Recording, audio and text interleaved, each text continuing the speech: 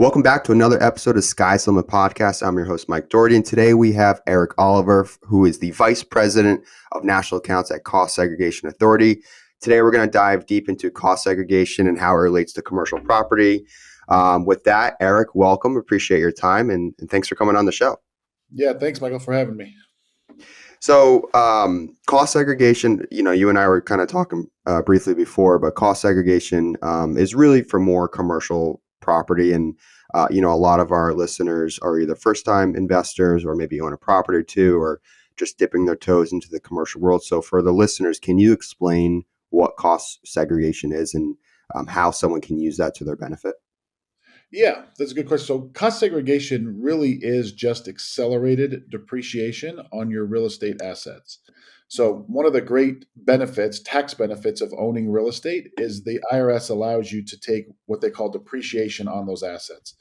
So, normally depreciation on a commercial building is over 39 years. A residential unit is 27 and a half years. So, let's just make the math easy. I'm here in an office. Let's say I bought this office for 390,000. Essentially, I would take 390,000, divide it by 39 years, and I get a $10,000 write-off every year for the next 39 years. Now, I've oversimplified that a little bit. Land is non-depreciable, so you always have to back out your land value out of your purchase price. But for simplicity, let's say I bought it for 390. I take 390, divide it by 39 years. I'm getting that $10,000 write-off every year against my income as an expense. It's a non-cash expense, which is great. That's one of the benefits of owning real estate.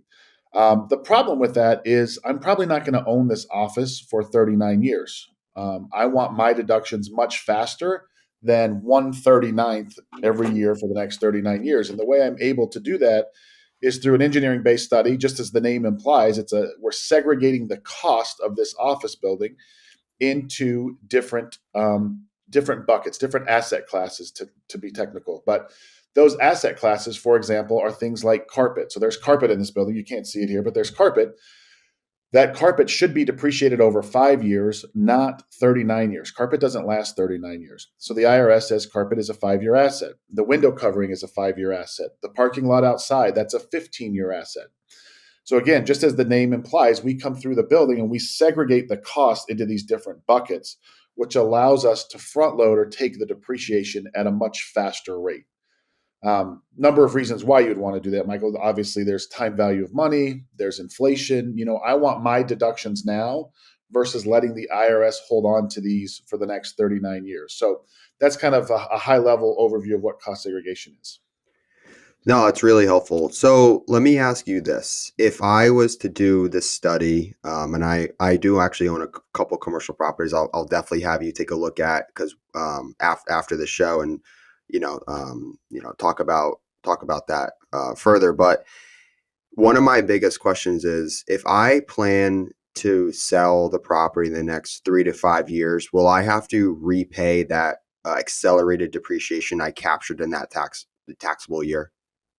That's a good question. That's a question we get asked probably most often, and it's probably the most complicated to answer. So I'm going to take a stab at it without trying to confuse everybody. But yes, the answer is no, you don't have to pay it all back. There's a rate arbitrage that you're playing. There's a game a rate arbitrage. So you're taking your deduction this year. You do your cost seg study this year. You get your deduction at a high rate. When you sell it in 5 years, you're paying some of it back at a lower rate and saving the spread. So let me walk through an example because I think it makes a little more sense. But let's say I bought this office building for $1 million again, just to make the math easy. So I buy it for $1 million. 5 years later, I sell it for $2 million. When I go settle up with the IRS, there's two types of tax that I'm going to have to pay. There's capital gains tax and there's depreciation recapture. And what you're talking about is depreciation recapture, and that is calculated based on how much depreciation I've taken. So I'm sitting here saying front load and take as much depreciation up front. And oftentimes people will say, well, that just means I have a bigger tax bill when I sell it. Well, again, if I buy this for $1 million this year and I sell it for $2 million in 5 years, when I settle up with the IRS, I'm telling them that everything is doubled in value, right? I bought this building and all this stuff in this building for $1 million. I'm now selling this building and all this stuff in this building for $2 million. So everything's doubled in value. And they're going to charge me tax on that gain.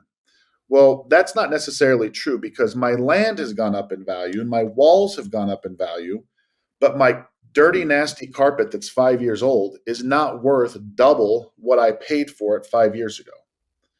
So when you don't segregate things out, you actually end up paying more tax upon sale because you're telling the IRS that your carpet has doubled in value and they're going to charge you gain on that. So I mentioned earlier that carpet was a 5 year asset, so it depreciates over 5 years. So in that example, Michael, if my carpet's 5 years old, what's the book value of my carpet when I sell it? It's zero. It's fully depreciated. So I should be selling my carpet for zero.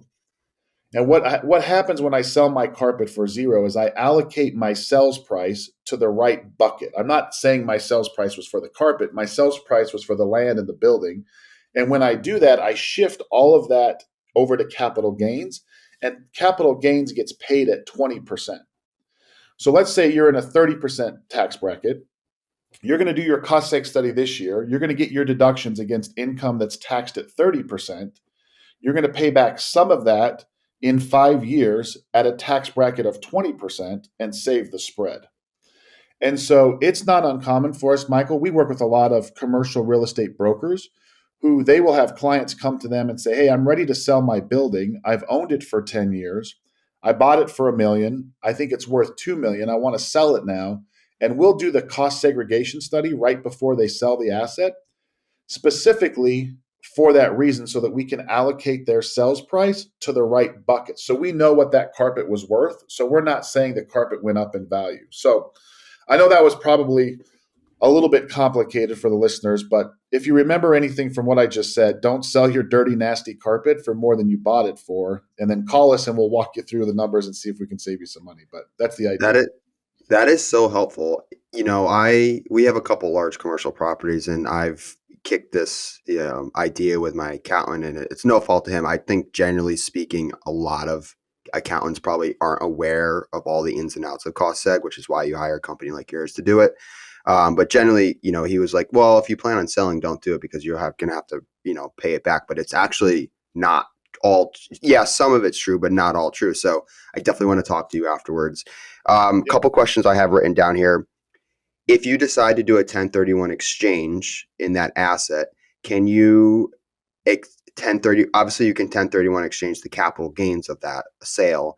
Can you also any recapture you'd have to pay back in that 1031 to the new property? Would that still be due at the time of the closing? No, that's one of the great benefits of the 1031 exchange is you get to defer all taxes. So not just your capital gains, but also your recapture tax. So if you have a Okay, property, cool. you do a cost seg study, and then you 1031 exchange, you don't pay any taxes when you relinquish the old property. Um, the only the only difference is when you do a cost segregation study and you exchange is you have what they call a depreciable basis in this property. And when you do a cost segregation study, you're taking a lot of depreciation up front, which means when you exchange this property into this new property, you have a lower depreciable basis. So let me rephrase that because I don't know that I said that very clearly. But essentially, you have to account for your depreciation when you buy the new property. You have to account for the depreciation you took on the old property. So when you take or do a cost segregation, it just means you're going to have a smaller or lower depreciable basis in the new property because you have to account for all that depreciation you took on the previous property. So let me simplify. You got a property here. Let's say it's $1 million property and you've taken 500,000 of depreciation.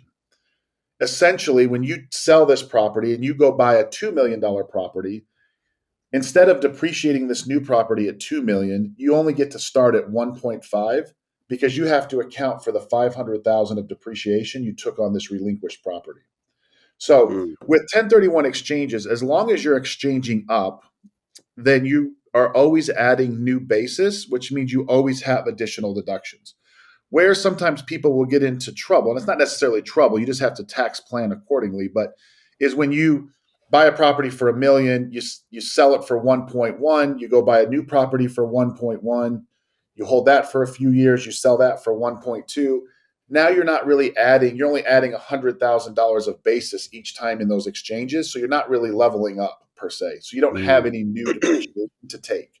So But as long as you're using a 1031 the way it's designed, which is to increase the value of your assets, so you buy it for $1 million, you 1031 exchange into a $2 million property. Well, you just added $1 million of new basis, and so now you can Right. do a cost seg study on the new property. So that's the only downfall. But yes, we do cost segregations and 1031s. They work very well hand in hand. Interesting. Really good to know. Now, how long, two questions. How long does it take to do a cost seg study and how expensive are they? Great question. So cost segregation studies take about 30 to 40 days to complete. Now, I will say a big portion of that timeline is scheduling and completing the site visits. So the IRS requires us to go look at the properties. And so that can be sometimes challenging depending on where the property is and getting a hold of property managers, et cetera. So once that site visit is completed, it's about 10 to 14 days that we can finalize the numbers and get you your deliverable. So our deliverable to you and your tax preparer is about a 40 to 50 page report, has all the revised numbers in it. Quite honestly, your CPA or tax preparer is probably going to skip the first 49 pages. They're going to go to the last page, which is the revised depreciation schedule, and upload that into their tax software. And that's how you realize the deductions. Mm. So it takes about 30 to 40 days. But again, that's mostly a big part of that is scheduling that site visit. As far as the fees go, we do at our firm what we call engineering based studies. And so ours are a little more intensive. Our fees range anywhere from we do single family rentals for 2,700 up to 3,000. And then we do commercial buildings for 3,500 up to 50,000, depending on the size and scope. So I know that's a wide range. Our fee structure is really based on the square footage, the acreage, and the type of asset. So you can imagine if we do a retail strip center and there's 9 different tenants, that's a lot more work for us to do than if we do that same size building, but it's an empty warehouse. So Mm. that's why the type of asset, the square footage, and then the acreage of the lot are all the kind of the factors that go into our pricing. But on average, we're seeing anywhere from a 7 to 10x return on their investment. So if they're spending, $3,000 on a study, they're hopefully saving, 21 to 30,000 in taxes. So it's a definite Yeah. a big return on your investment, but the fees can range quite a bit depending on the size and scope of the project. And those fees, I assume, are maybe half up front and then half due upon completion. It's not like you can wait to get your taxes back and save the money and then pay you guys. You got to Uh, come up with that up front, right? well, the good news is at our firm, we're one of the few firms that I know of out there that doesn't actually require a deposit up front. So we actually don't bill anything until the study's complete. Now, we don't give you the option of waiting till you get your tax return because then that could be quite a long time for us to float that Sure. money. But we do, you don't have to pay us anything up front. And the other thing is we always do a free benefit analysis before we ever engage a client. So if you Mm. have a property that you think is a good candidate, we'll run some preliminary numbers free of cost, give you those numbers, talk to your tax preparer. If it makes sense and you decide to move forward, we do the study. Takes us 30 days to complete it, and then we'll bill you at that point. So you don't actually have to come up with any money until the study's complete and you and your tax preparer are satisfied with the results. Wow, very interesting. I have so yours it's not just cost seg, maybe this is just me being naive. It's not just for commercial properties. You can do it on 2, 3, 4 unit multifamilies. You can do it on single families. You could probably do it on a condo. It works for all types Absolutely. of properties. Okay. Yeah, Yeah. any revenue generating property. And I will say, Michael, I don't know that you're that naive because a lot of people think it is just for commercial properties. And I would say, 5, 7 years ago, that is the majority of what we did was large commercial properties. There's been some changes to the tax law with, especially in 2017 with the Tax Cuts and Jobs Act and bonus depreciation. Bonus depreciation essentially takes cost segregation and puts it on steroids. So now you don't have to have $1 million property to have a huge benefit. You can have a $300,000 single family home. And in some cases, you might get a $100,000 write off on that $300,000 home. So a lot of that has to do with bonus depreciation. Bonus depreciation was at 100% for any assets placed into service between 9/27 of 17 and 12/31 of 2022. So that was huge. Essentially, what that means is that 5 year carpet that we go find in your building, instead of splitting that up over 5 years, you actually get 100% of those deductions all in the first year. Mm. So bonus depreciation is very powerful. Um, it's slowly phasing out. Like I said, it was at 100% in 2023. It dropped to 80%. 2024, it was 60, and this year it's at 40. However, there have been talks in Congress. There was actually a bill proposed early last year that we thought was hopefully going to get passed, where they were going to extend the 100% bonus through 2025. It made it through the House almost unanimously with bipartisan support. Got to the Senate. A couple senators said, hey, wait a minute. We're in the midst of a presidential election this year. If we pass this, this is going to look good for the Democrats. Let's not pass it. So they kind of killed the bill on the spot. But the presidential election's over, as you know, and I think Congress will get back together. They've already mentioned extending the bonus, so I think they're going to get back together, put together a comprehensive tax bill, and hopefully pass and extend that 100% bonus. So we may see it come back, but currently Yeah. we're at 40%. Yeah, actually, I recently this for 2024 tax year, I'm going to be taking the bonus depreciation, but on my vehicle, which I do use for, I'd Oh probably yeah, say 80% business use. It's over 6,000 pounds. I think it's Section 179 of the IRS tax code that allows you to do that. So yep, that's pretty cool, and it's of your taxable liability. So it's not like, I think people get confused with bonus depreciation as it relates to cars, where it's like, okay, let's say I make $100,000 in 1 year, and I buy a $70,000 car. You're not taking $70,000 off $100,000 income. You're basically saying you're taking off your taxable liability. So let's say your taxable liability is only 20,000. Well, you can depreciate, bonus depreciate off that. So I think yep, that when I first understood, I was like, oh, I can deduct, I buy a $70,000 car, I can take $70,000 off my taxes. No, no, no. But yeah, unless it's yeah. That, still, that's a deduction, so it comes off of your taxable income, not necessarily your taxes, but it still saves you a significant amount of money. yeah, yeah. Wow. So do you own any commercial property? I do. So I'm a passive investor in some micro apartments. Oh, cool. Yeah, we actually found out about it by doing cost segregation. So it's since I've been working here, we did a cost seg study on some micro apartments up in the Seattle area. So smaller apartments, anywhere from 300 to 600 square feet. No parking at the facility. It's all located near mass transit, and love the idea. We saw some opportunities here in the. I live in Salt Lake area. Saw some Okay. opportunities here for those micro apartments, and so I'm a passive investor in some micro apartments, and then I've got short-term rental and long-term rentals as well. Awesome. Nice. Covering all assets. That's awesome. And now your company, I assume, can work with investors all over the country. Yeah, that is correct. So we're headquartered out of Salt Lake City, Utah. However, we have 10 regional offices. We do studies in all 50 states. If you've got a condo in Hawaii, call me. If you've got a building in South Dakota in the winter, I'll give you somebody else's number to call at our office. But yes, we do studies in all 50 states. Wow, really cool, really cool. Is there anything else you'd like for the listeners to know about cost seg? Any nuances as it relates to it, or other than how long? I generally, a lot of the questions were how long does it take, how expensive is it, the 1031 question, which you answered all, and Yeah. that all makes sense. Is there anything else you'd like the listeners to know about it? I guess the last thing I'd want to touch on is just audits. We get a lot of questions about, is this an audit risk? Is this going to raise my chance for an audit? Historically, cost segregation in and of itself does not raise your risk for an audit. Um, so we have been involved in a number of audits. All of those audits that we've been involved in have been triggered by something else in the tax return. Once they see you've done a cost segregation study, they will ask to see the results. And you just want to make sure you're working with a reputable company, one, that provides you a solid report, but then two, we provide 100% audit support. So we get involved, we'll talk to the agents, we'll walk through the report with them so that you don't have to.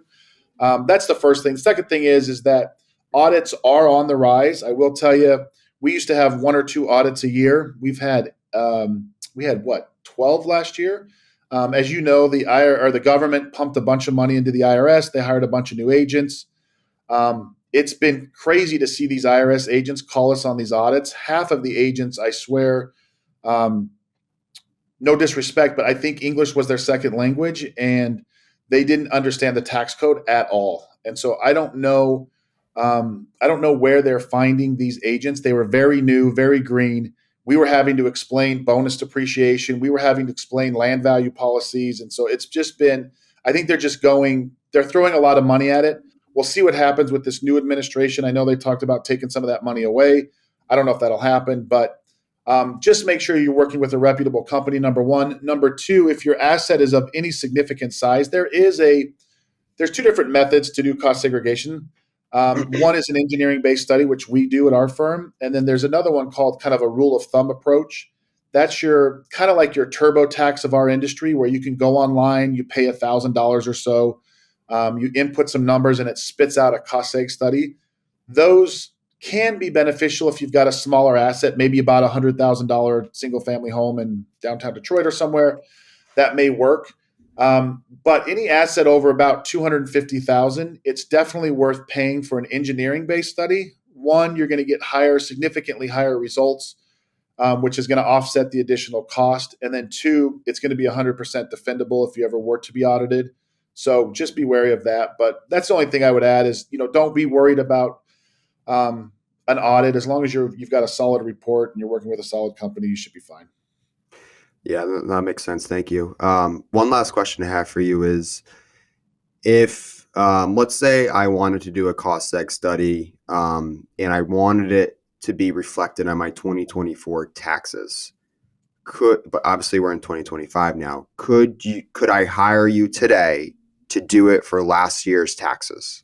Yes, that's a great question. So, yeah. So we're currently filing 2024 tax returns here in 2025. Right. The good thing with cost segregation is the study just needs to be done prior to you filing your tax return. So yes, we can absolutely, if you bought a property in 2024, if we're sitting here in February of 2025, we can do the cost seg studies, get you your numbers back before you file in April. That's a great question. The other thing to keep in mind is you can actually do cost segregation on assets that have been placed in service for a number of years. So let's say you bought a property in 2018, you never did a cost seg study. You actually can do one now here in 2025 for your 2024 tax return, and you don't have to go back and amend any of those prior years. So the IRS allows you to do what we call a look-back study. So, from 2018 through 2024, you've been taking that standard deduction. We do our cost seg study and say, hey, IRS, we've been taking our standard deduction. We now want to accelerate our depreciation. Here's the difference in those two numbers. And it creates a large deduction that you can take in the current tax year without having to amend. Wow. Super cool. That's awesome. I'm definitely going to, I'll have my partner and I do a conference call with you afterwards. We have a 40,000 square foot mixed use building here in Connecticut. We have about a 10,000 square foot professional office building I'm in today that we own. We have a couple other commercial assets, like a 5-unit mixed use, a triple net lease building, single tenant office. And then also short-term rentals. But I think for that 40,000 square foot and for the office building, I think it could be super beneficial to at least see, what the numbers can look like. And I think it could be pretty powerful. Okay. I mean, that's the whole purpose of what we do. What we do is to buy real estate, to take advantage of these, tax saving strategies. And I think it's lack of, for me, like, why haven't you done this sooner? Well, it's not speaking to enough people like yourself and actually becoming educated with it. So I hope this, this episode, this podcast can really,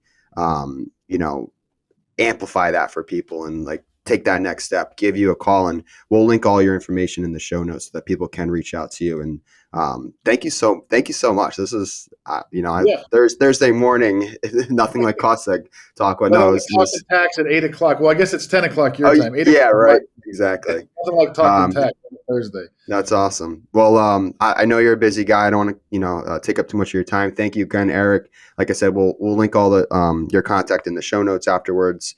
And really appreciate your time. And I'd love to talk with you offline about how we can maybe do some cost seg stuff on these properties. Sounds good. Thanks for the opportunity, Michael. Have a great day. Take care. Thank you for watching Sky's the Limit. We're always releasing new real estate content, so if there's something you want to hear, be sure to leave a comment.